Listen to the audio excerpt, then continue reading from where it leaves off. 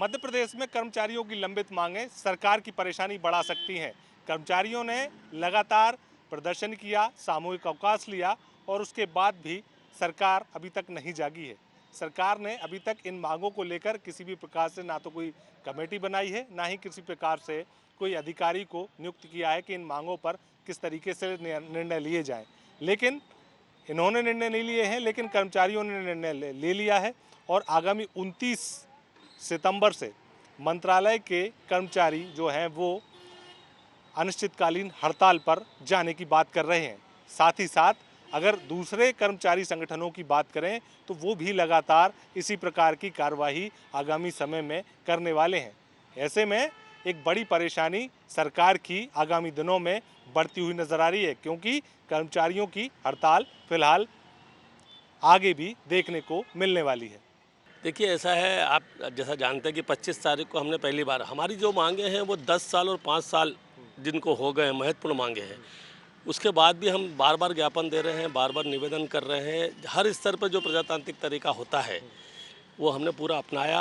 25 तारीख को हमारी पहली आम सभा हुई, उसके बाद हमने अभी 11 तारीख को फिर आम सभा रखी और 12 तारीख को एक दिन सामूहिक अवकाश लिया। जैसा कि आपको सबको पता है कि एक ज़बरदस्त पूरी तीनों बिल्डिंग में 100% हड़ताल हुई और सरकार अभी भी अगर कुछ नहीं करती है तो हमारा आगे का कार्यक्रम ये है कि हम 21 तारीख से मंत्रालय के गेट नंबर 1 पर रामधुन करेंगे। जब आदमी थक जाता है सबको ज्ञापन देके तो भगवान की शरण में ही जाता है, तो हम सर्वधर्म संभाव वाली भजन भी गाएंगे, यहाँ रामधुन होगी।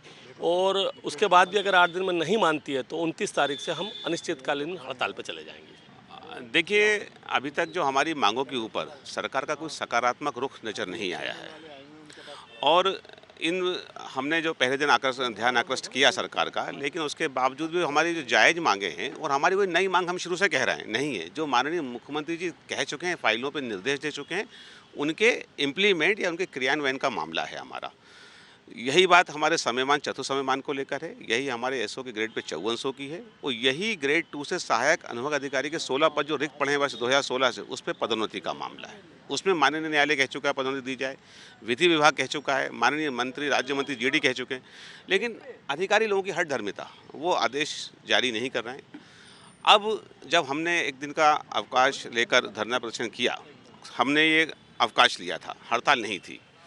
अवकाश के बाद भी अगर 20 तारीख तक हमारी मांगों पे कोई सकारात्मक रवैया हमें नज़र नहीं आता है तो हम 21 तारीख से कलम पर विराम और राम का नाम लेंगे।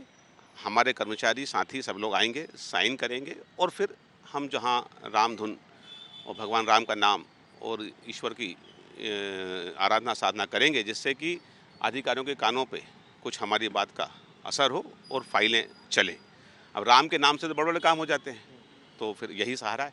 तो देखा अपने कर्मचारी संगठन और कर्मचारी जो नेता हैं वो लगातार इस बात को कहते हुए नजर आ रहे हैं कि सरकार उनकी मांगों पर फिलहाल विचार नहीं कर पाई है और सरकार ने इन मांगों पर विचार अब तक नहीं किया है, तो आगामी दिनों में एक बार फिर से हड़ताल का सहारा लिया जाएगा और ये हड़ताल कब तक चलेगी ये फिलहाल कह पाना मुश्किल है। तो कहीं ना कहीं सरकार की परेशानी इन चुनावों से पहले कर्मचारी बढ़ा सकते हैं और कर्मचारी अगर एकजुट होते हैं तो बहुत सारे इतिहास जो हैं एक बार फिर से दोहराए जा सकते हैं 2023 के विधानसभा चुनावों में। देखना होगा किस तरीके से कर्मचारी निर्णय लेते हैं और कर्मचारियों की मांगों पर सरकार किस तरीके से विचार करती है। कैमरा पर्सन अजय मालवीय के साथ दुष्यंत पारासर, खबर विभाग, भोपाल।